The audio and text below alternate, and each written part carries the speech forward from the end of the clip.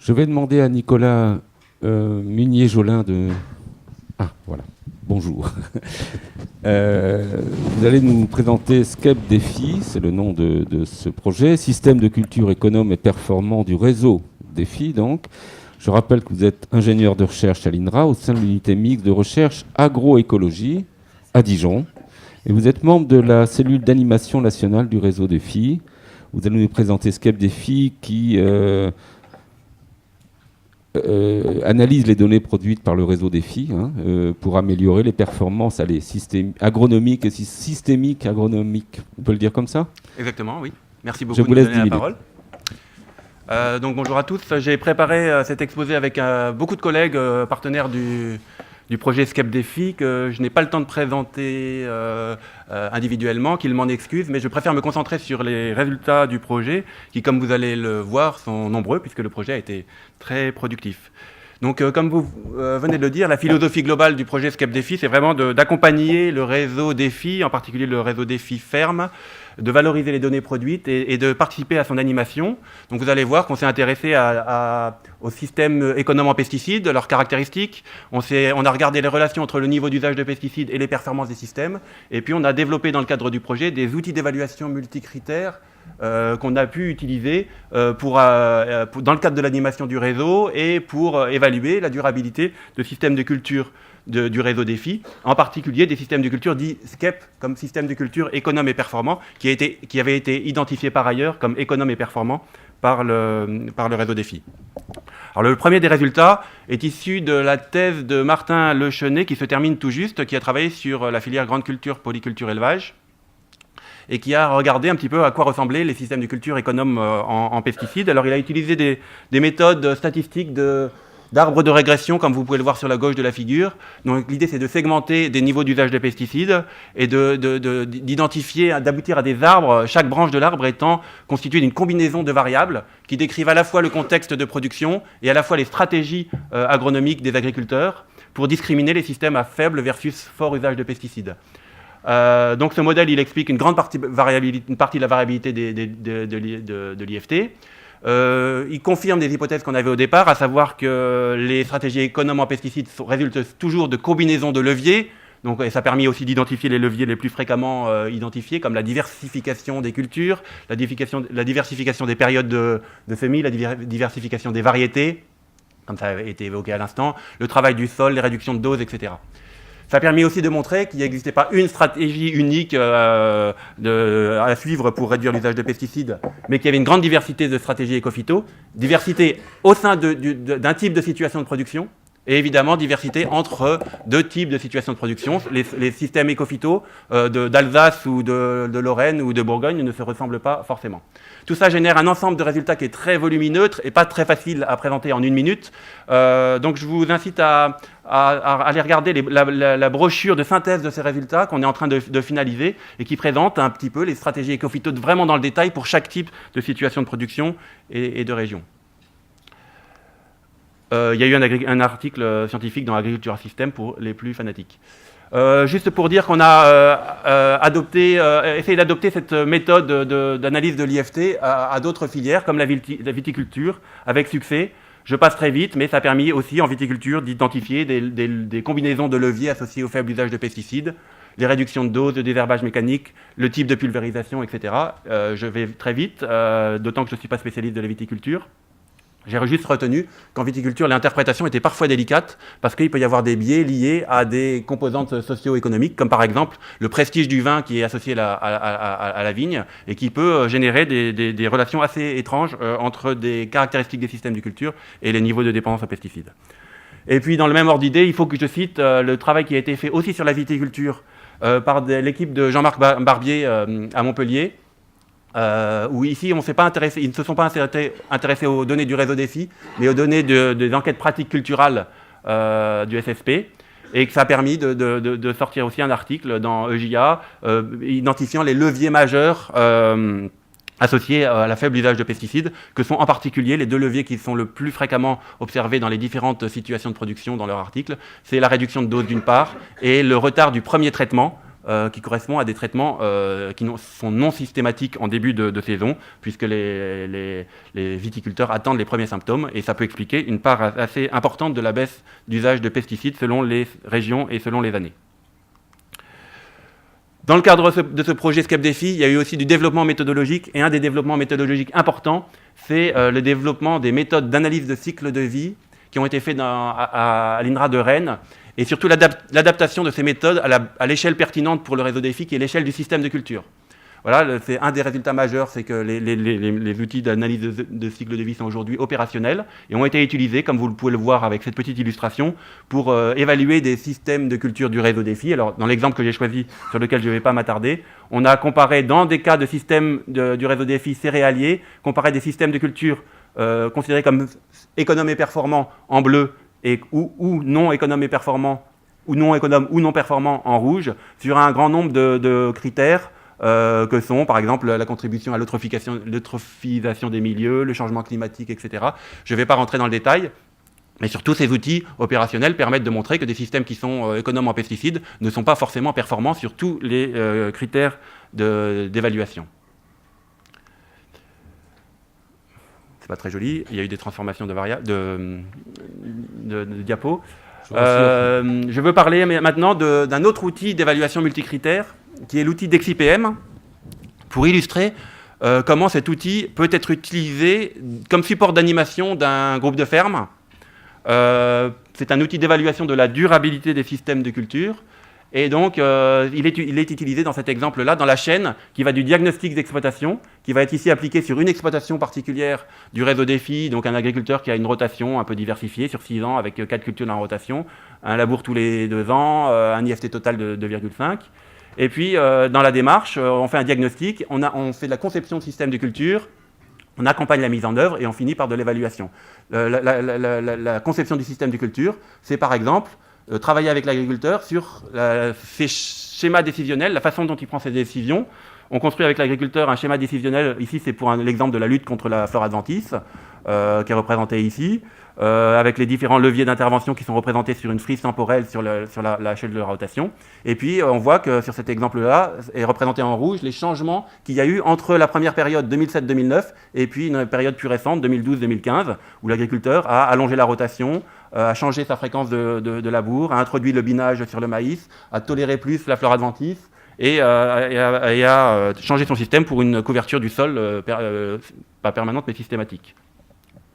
Et puis l'outil DEXIPM va nous permettre de faire de l'évaluation multicritère de ces changements de pratique. Alors ici, vous avez les résultats de l'outil DEXIPM. Donc il y a tout un ensemble de critères d'évaluation qui relèvent de l'économique en haut, de l'économique, de la durabilité sociale et de la durabilité environnementale, qui sont agrégés de façon qualitative et séquentielle pour arriver à un indicateur de durabilité globale. Et on voit ici que quand donc ici c'est le résultat de l'évaluation multicritère en 2007-2009, et puis la même évaluation a été faite plus récemment après les changements, et on voit que, vous voyez, il y a eu si vous regardez de près, il y a des évolutions positives avec une tendance, on va de plus en plus vers le vert, à la fois sur les aspects économiques, sur les aspects sociaux et sur les aspects environnementaux. Les bénéfices environnementaux étant liés entre autres à la baisse d'IFT, au changement de fréquence du labour qui a des impacts à la fois sur les risques érosifs et sur les risques de perte de phosphore dans l'environnement. Et puis le dernier critère, je ne l'ai plus en tête, il est marqué là sur ma diapo, c'est oui, la meilleure couverture du sol qui réduit les risques de lixiviation. Voilà, d'où et aussi ce type de démarche permet d'illustrer aussi des bénéfices à la fois économiques, environnementaux et sociaux qui sont associés à des changements de système de culture qui finalement ne sont pas des changements aussi drastiques et révolutionnaires que cela. Résultat suivant et marquant dans notre projet SCEP Défi, c'est un autre travail qui résulte de la thèse de Martin Lechenet, qui est un résultat tout récent où il a étudié la corrélation entre le niveau d'usage de pesticides avec l'IFT et la productivité, d'une part, estimée à l'échelle du système de culture, et la rentabilité, d'autre part, toujours estimée à l'échelle du système de culture. Il aboutit à ce type de carte, où vous avez des points verts, des points jaunes et des points rouges. Les points verts, c'est des cas où il y a une corrélation négative entre le niveau d'usage de pesticides et la productivité. les systèmes de culture qui utilisent moins de pesticides ont tendance à être plus productifs de façon étonnante que les systèmes qui en utilisent plus.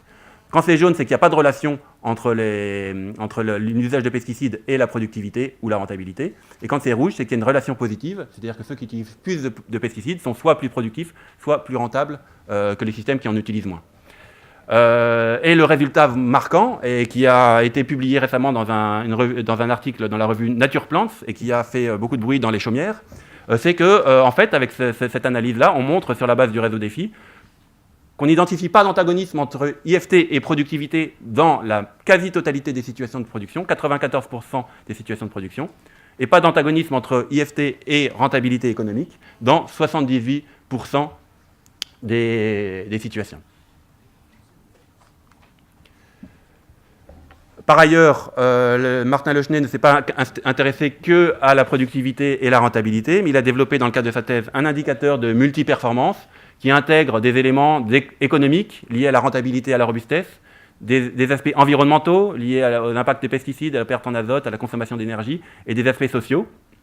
Et je vous présente juste un petit résultat issu de sa thèse, qui est l'utilisation de mêmes méthodes statistiques qui tient compte des caractéristiques des situations de production pour étudier la corrélation entre l'IFT, l'usage de pesticides, et cet indicateur de multiperformance, qui montre la conclusion, c'est que dans la quasi-totalité des situations françaises, il y a une corrélation positive entre l'IFT et la multiperformance, ce qui serait un indicateur qui suggère que le pilotage de la transition agroécologique par l'IFT serait pas aussi absurde que ça, contrairement à ce qui est parfois dit dans des polémiques sur le sujet, sur le plan éco-phyto.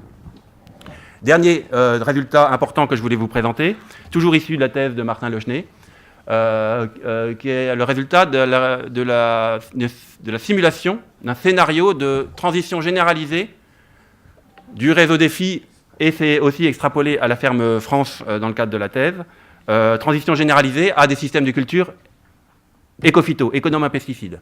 Ce que Martin a fait, c'est qu'il a simulé le cas où chaque ferme de grande culture de France changerait de système pour adopter les pratiques d'un agriculteur qui est voisin en termes de situation de production, même type de sol, même type de climat, etc., mais avec un IFT plus faible, avec une contrainte, c'est que la rentabilité économique soit au moins égale ou supérieure pour que l'agriculteur, évidemment, accepte de le faire.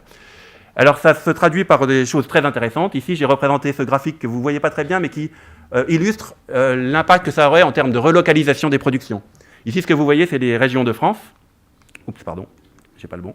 Les différentes régions de France, et pour chaque région, vous avez deux barres qui représentent les volumes de production des différentes cultures, blé, orge, maïs, colza, etc., dans les différentes régions.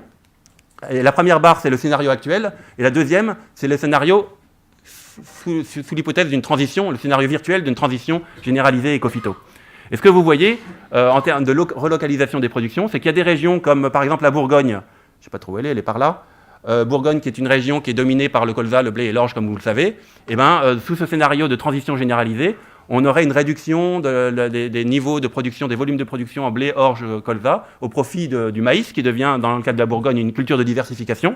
Et si on regarde l'Alsace, en Alsace, c'est l'inverse, c'est-à-dire que l'Alsace étant dominée par le maïs, le blé devient culture de diversification dans des systèmes économes en pesticides, et on a plutôt une relocalisation, transfert de culture d'une région à l'autre. Et pour finir, un dernier résultat qui certainement générera des discussions dans la salle. Il a extrapolé donc, ces scénarios de transition généralisée à l'échelle de la France, comme je viens de le dire, et évalué l'impact que ça aurait sur la balance commerciale de la France. Et les grands résultats, en quelques mots, sont les suivants. On aurait globalement, selon ces scénarios de transition généralisée, qui, je le rappelle, sont fondés sur des systèmes de culture qui existent déjà dans le réseau défi. Ce n'est pas non plus de l'extrapolation trop virtuelle. Les systèmes de culture existent déjà dans le réseau défi. Ça générerait une baisse d'IFT en moyenne sur la ferme France de 30%, une hausse globale de la production qui serait la résultante d'une part d'une baisse des volumes de production en blé, orge et colza, pour les raisons que j'ai évoquées dans la diapo précédente, mais qui est compensée par des hausses des volumes de production en prairies, maïs et légumineuses à graines, l'ensemble générant une tendance à la hausse de production de protéines sur la ferme France, et donc une augmentation, une amélioration de l'indépendance protéique de la ferme France pour l'alimentation des animaux, et puis une baisse globale de la consommation des engrais. Et quand on regarde ce que ça génère en termes de balance commerciale pour la France, on voit que ça génère des déficits commerciaux qu'on évoque souvent, une baisse des exportations de blé, un petit peu, une baisse des exportations d'orge plus importante, une baisse de la production de colza qui se traduirait par une baisse de la production en équivalent pétrole en énergie de colza énergétique. Mais il faut bien mentionner les bénéfices commerciaux qui résulteraient de cette transition généralisée par, d'une part, une hausse des exportations de maïs, une baisse des importations d'énergie parce que les systèmes sont plus économes en engrais, et une baisse très importante des importations de protéines extra-européennes sous forme, par exemple, de tourteaux de soja. Et donc voilà, je ne veux pas rentrer dans la valeur des chiffres, et il faut que je conclue en plus, c'est ça ? Oui. Mais je tiens à présenter ce résultat pour montrer pas de conclure, de laisser ouvert. Qu'il y a des arguments, ça apporte des arguments importants au débat qu'on peut avoir dans notre communauté sur les conséquences que pourrait avoir une transition généralisée vers des systèmes économes en pesticides ou relevant de l'agroécologie. Très bien, je vais immédiatement demander des points de vue. J'ai deux diapos de conclusion. Bon, mais... on a dit qu'on ne concluait pas, qu'on ouvrait. Je dis quand même que le projet a contribué à l'animation du réseau Défi. Je ne rentre pas dans le détail. Voilà, on a beaucoup participé à des séminaires du réseau Défi. On a fait des outils de communication sous forme de brochures, mais aussi sous forme d'interfaces web qui sont des outils qui vont, je pense, se développer dans notre communauté pour présenter des résultats agronomiques. Et puis il y a des ouvertures sur des projets de recherche futurs, mais comme je n'ai pas le temps, je ne l'ai pas dit. Mais si vous avez le temps, vous avez donné tous les signes, là c'était ouvert, effectivement, comme conclusion. Je suis désolé, le temps passe, il nous reste 8 minutes, j'ajoute 5 minutes, on reviendra après la pause café à 11h, ce n'est pas grave, on va réguler tout ça. Qui veut donner un premier point de vue, soit directement sur ce qui a été exposé, soit des questionnements qui... Oui, il y a... Ah pardon, oui. Relevez la main, comme ça on vous repère. Voilà. Allez-y. Alors, c'est pas vraiment un questionnement sur Arnaud Joulin, Dragon Test, sur cette partie, sur cet exposé, mais plutôt sur, je dirais, la disponibilité générale de vos travaux de recherche dès lors qu'ils sont publiés dans des, dans des revues scientifiques à comité de lecture, ce que vous voulez, en anglais. Ce sont à ce moment-là des documents qui deviennent inaccessibles, des résultats qui sont inaccessibles aux agents de terrain. Donc, je suis très intéressé par le prolongement qui en sera donné, effectivement, et la valorisation qui en sera donnée à travers les brochures et les différents éléments qui en résulteront. Mais voilà, nous, on a besoin, en termes d'éléments de terrain, parce que accéder à l'article de Nature Plants, c'est impossible pour le petit fonctionnaire que je suis. Voilà. Alors, on en a conscience, et... voilà, c'est un peu le processus normal de la recherche. On publie dans des revues scientifiques et ensuite il faut effectivement donner accès à tout le monde à l'information. Donc alors, on va y travailler. Oui. Alors c'est peut-être le processus normal de la recherche, ce n'est pas le processus normal de l'innovation. J'ai beaucoup travaillé sur l'innovation. La question que vous posez est centrale. Elle a été posée hier.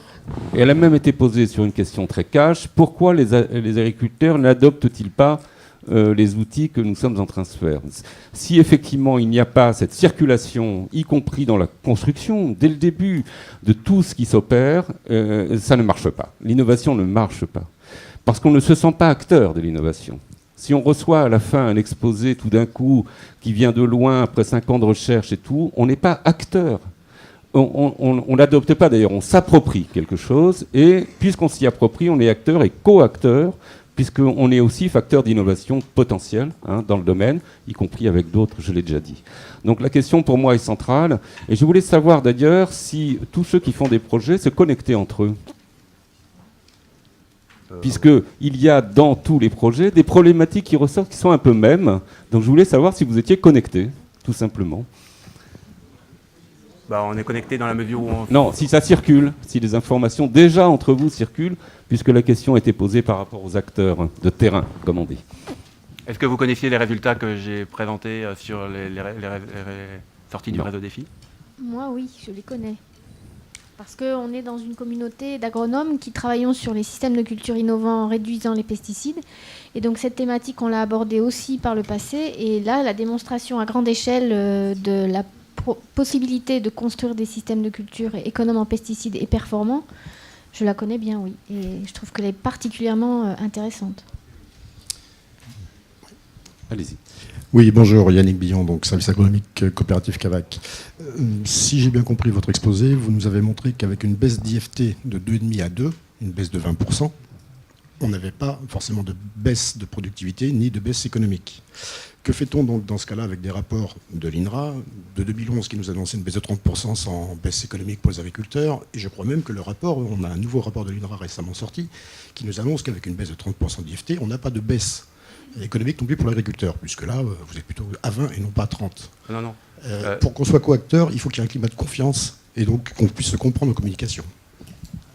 Dans ma présentation, dans le scénario de transition généralisée fondé sur l'adoption par l'ensemble de la ferme France des systèmes de culture de réseau défi les plus économes en pesticides, on aboutit à un résultat de moins 30% globalement en moyenne sur la ferme France. Donc il y a une convergence entre ces résultats issus de l'analyse a posteriori des systèmes de culture du réseau défi et le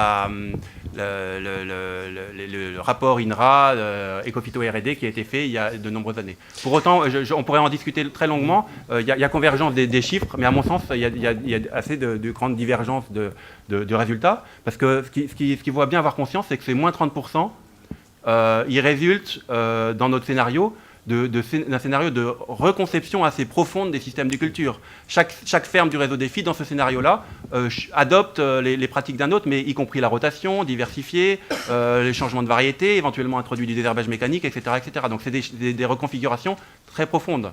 Et qui passent par la reconception, la deuxième étape qu'on nous demande de faire de 2020-2025. Ouais. D'accord. Mais le problème, c'est que sur le terrain, on reçoit des informations. Les 30% nous ont été annoncés en 2010 ou 2011 déjà. Depuis, on a des nouvelles solutions techniques sur le terrain, des nouvelles techniques alternatives. Le bottom-up marche très bien, effectivement, et est très productif. Et je crois que c'est la meilleure source d'ailleurs d'innovation pour moi. Mais bon, donc déjà les 30% en 2011, en finalité, non. C'était que, voilà, peut-être que maintenant on y arrive, mais il faut faire attention avec ces communications où sur le terrain, on a l'impression qu'on nous dit des choses qui ne sont pas objectives et qui se contredisent quelquefois. C'est pas, voilà. Et une dernière remarque, le réseau défi, pour mettre un petit peu impliqué dans en Sud-Vendée, on a quand même des exploitants qui sont un petit peu dans le top. C'est des gens qui sont dans la démarche d'innovation. Ce n'est pas malheureusement la majorité. Voilà, ce sera toujours les innovants qui vont tirer les autres, mais alors attention, c'est pas très représentatif. J'ai peur qu'il y ait une mauvaise interprétation. D'abord, deux choses sur ce sujet-là. D'une part, dans la thèse de Martin Lechenay, il y a justement un travail qui regarde la représentativité du réseau défi en termes de pratique, en termes de contexte, mais aussi en termes de pratique du niveau d'usage de pesticides. Et en fait, on se rend compte qu'au démarrage du réseau, finalement, la représentativité n'était pas si mauvaise que ça. Deuxième chose, ces résultats, ces moins 30%, ce n'est pas des évolutions des pratiques des fermes du réseau défi.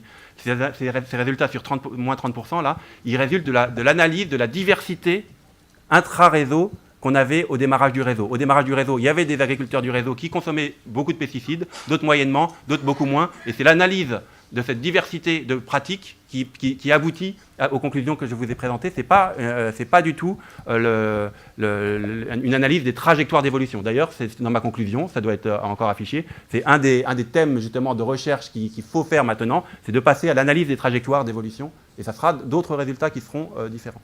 Merci. Il reste 4 interventions, je crois, ou 5, 6, c'est très bien. Est-ce que vous pouvez faire très court? Il reste 0 secondes là, hein, donc il nous reste 3 minutes. Est-ce que vous pouvez faire très court, mais que tout le monde s'exprime, ça c'est très bien. Allez-y. Donc, Olivier Junot, Direction Générale des Outre-mer. Donc, une question et une remarque un petit peu sous forme de témoignage. Donc, ça rejoint la question de monsieur tout à l'heure, la disponibilité de la thèse. Et un témoignage à l'échelle d'une filière, ça peut marcher. En Outre-mer, on a la filière banane qui a fait évoluer les systèmes de culture et on a eu des réductions d'IFT qui sont de plus de 50%. On a une amélioration économique avec un cycle notamment de retour des plantations qui sont beaucoup plus longs et ainsi de suite. Donc je veux dire, après ils l'ont fait un petit peu contraint et forcé, mais juste pour dire que voilà, après il faut peut-être passer aussi à l'étape transfert et à l'étape grande échelle. La filière banane, c'est une toute petite filière, c'est 600 agriculteurs, mais quoi qu'il en soit, si on s'en donne les moyens, ça peut marcher. Disponibilité de la thèse a été soutenue avant-hier, donc c'est tout récent. Elle sera disponible, mais ça ne suffira pas, je pense, parce qu'il y a une partie de la thèse qui est en anglais, donc ça ne nous affranchit pas de faire de la communication dans des revues type Phytoma ou autres, qui sont des revues plus dirigées vers la profession agricole. Autre point de vue ? Levez les mains, toujours. Voilà. Oui, voilà. C'était madame d'abord et ensuite vous. Claire Lamine, sociologue à l'INRA d'Avignon. Je vais poser une question de sociologue de base, dont on n'a pas eu le temps d'ailleurs de discuter dans une de tes présentations la semaine passée, Nicolas. C'est comment vous avez établi vos critères ou proxys sur la performance sociale et pourquoi le choix de la productivité là-dessus ? Alors, on n'a pas du tout la prétention que notre indicateur de multiperformance qui a été développé dans le cadre de cette thèse, il soit parfait, il est très perfectible, notamment en termes de nombre d'indicateurs, c'est toujours perfectible. En particulier, c'est toujours perfectible sur la dimension sociale, où on est en général mal à l'aise pour définir des indicateurs. Et la mise en place, enfin la productivité, le fait qu'on a intégré la productivité dans les indicateurs sociaux, c'est effectivement un élément de débat. Derrière, il y a l'idée que le rôle de l'agriculture, c'est aussi de contribuer à la production globale de biens et d'aliments, et en particulier de biens alimentaires pour nourrir la planète, entre guillemets. Et c'est ça qui est revendiqué derrière cet indicateur de productivité dans les indicateurs sociaux. Très bien. Autre point de vue ? Oui, Dominique Jonville, BSF. Moi, j'ai deux petites questions. Simplement, c'est par rapport aux surfaces. On a parlé de la balance commerciale tout à l'heure. Est-ce qu'on peut avoir une indication sur la ferme France d'évolution des surfaces, oui, des principales productions? Et deuxième petite question, c'est que devient Martin Lechner maintenant? Évolution des surfaces, mais elles sont très corrélées aux évolutions des volumes de production, hein, parce que les évolutions de volume de production représentent grosso modo des évolutions de volume de surface, puisque les rendements ne changent quand même pas tant que ça. Voilà, et c'est dans la thèse. Et voilà, et qu'est-ce que je peux vous dire? Martin Lechner est un brillant agronome des systèmes de culture, et c'était une thèse CIFRE, co-financé par AgroSolutions, le bureau d'études d'InVivo. Et InVivo a vu toutes les qualités de ce jeune doctorant et l'a recruté le lendemain de sa soutenance. Donc, dernier point de vue, c'est le dernier. Hein. Oui, donc moi c'est... Avant-dernier, allez. Une remarque un peu générale que m'inspire l'ensemble des intervenants de ce module qui est très intéressant. Donc Laurent Charlier, donc CIVB, donc on est sur les filières viticoles. On a ici un certain nombre de solutions qui sont proposées, qui sont plutôt tournées vers la céréale, mais il y a certainement aussi des solutions pour les autres filières. Moi, il me semble, on a parlé tout à l'heure de l'impact du climat, enfin de l'impact des variétés, etc.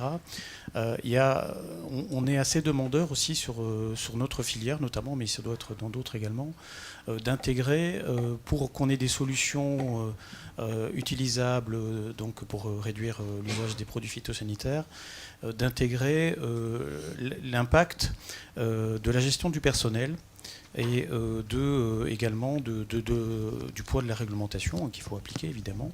Donc ça rejoint peut-être des dimensions sociologiques, hein, puisque j'entends qu'il y avait une sociologue dans la salle. Et c'est vrai que sur notre filière en particulier, on sait très bien qu'il y a un certain nombre de traitements qui sont, vous aviez évoqué le recul du premier traitement en vigne par exemple, hein, mais il y a certains traitements qui sont liés alors, à des choses toutes bêtes, mais les ponts du mois de mai, hein, qui vont faire en sorte qu'on va anticiper ou pas, suivant qu'on veut se mettre dans une stratégie préventive, curative. Il y a le fait que ça va être le salarié ou ça va être l'exploitant qui va faire le traitement. Voilà, il y a les problèmes de rentrée, les problèmes qui vont gérer qu'on va faire des îlots, etc. Enfin, il y a toutes sortes de contraintes liées à la gestion du personnel et la réglementation. Je crois que les deux sont liés, qui sont très fortes et qui vont, en plus de la météo, en plus de plein de choses, faire en sorte que dans une exploitation ou dans le voisin chez le voisin qui va avoir peut-être les mêmes pressions, la gestion ne sera pas la même. Et on sait que ça impacte sur la décision de traitement, mais des études, alors je ne sais pas s'il y en a, j'ai regardé le programme rapidement, je n'ai pas l'impression qu'il y en ait, mais des études qui permettent un petit peu de quantifier et de voir quels sont les leviers pour agir là-dessus, je pense que ce serait important d'y travailler. Oui, voilà, c'était plus une remarque. Merci beaucoup. Dernière intervention, il nous reste 15 secondes, c'est une intervention très courte. Sinon je coupe parce que c'est la pause. Bonjour, Thierry Bordin, réseau de surveillance biologique du territoire de la région Centre-Val de Loire, donc chambre régionale. Je voudrais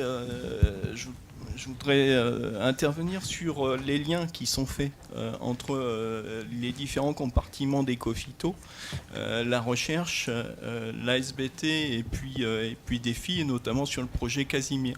C'est-à-dire comment vous prévoyez une vulgarisation et comment vous prévoyez une intégration qui n'a pas été prévue au départ et malheureusement dans les réseaux BSV. On utilise des bases de données qui sont nationales et reliées avec Epifit. Et là, ce qui me gêne au niveau du travail sur Casimir et puis réseau DEFI, c'est que c'est d'autres bases de données, parfois des fichiers Excel qui ne sont pas convertibles et qui posent un problème. Et notamment sur le réseau DEFI, il y a le problème de la pression biotique qui est mal analysée. Et donc on a des échecs en région où au sein de réseau DEFI, il y a une ferme où ça marche, où on arrive à faire du moins 30%, et il y a d'autres fermes avec exactement les mêmes pratiques qui font plus 30%, et où l'explication n'est pas faite parce que la pression biotique n'est pas analysée, parce que la pression climatique n'est pas analysée. On l'a vu à l'intervention aussi de François Brun, où la pression en effet biotique est très importante et à relier avec le climat. Donc c'est là où se pose le problème de la communication, je dirais, entre unités et au sein du projet Casimir. Qu'est-ce qui a été fait pour cette vulgarisation vers les autres entités d'Ecofito et comment vous allez le passer, par exemple, dans un projet ARENA, qui a un casse d'art donc à la fois biodiversité, mais en relation avec les réseaux SBT, pour avoir une notion de couple auxiliaire avec ravageurs. Voilà. Alors, cette question est centrale, elle circule sans arrêt. Là, on va faire la pause. La question n'est pas uniquement posée à vous, d'ailleurs, elle est posée de manière plus globale. Je propose que dans les débats, on y revienne tout à l'heure. Ça vous va ? Donc c'est la pause. On revient à 11h.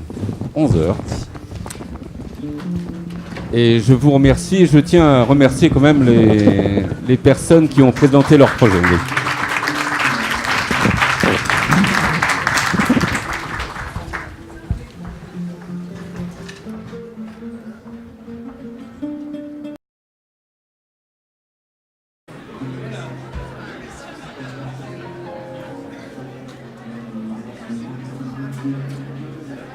Intervenants qui se sentent obligés de le faire d'ailleurs.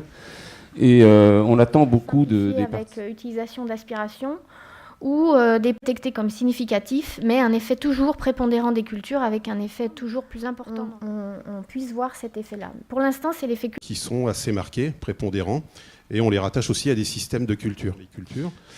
Voilà, tout ça pour vous dire que la réflexion est... Les indicateurs que vous avez utilisés, est-ce que ça veut dire que réellement l'effet de régulation à des niveaux... Fusarium sur les épis de blé.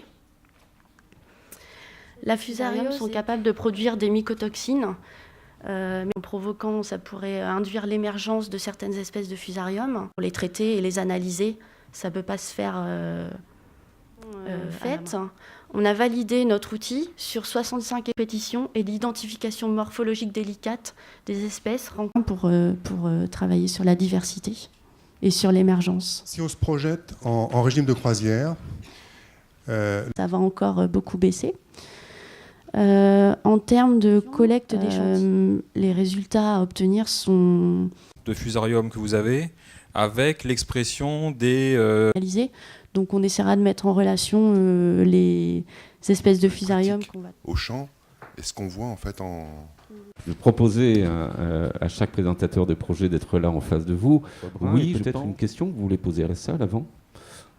Pouvoir continuer ce travail sur l'ensemble des parasites et ravageurs fréquence de données, de situations qui vont favoriser. Climat, variété, pratique culturelle.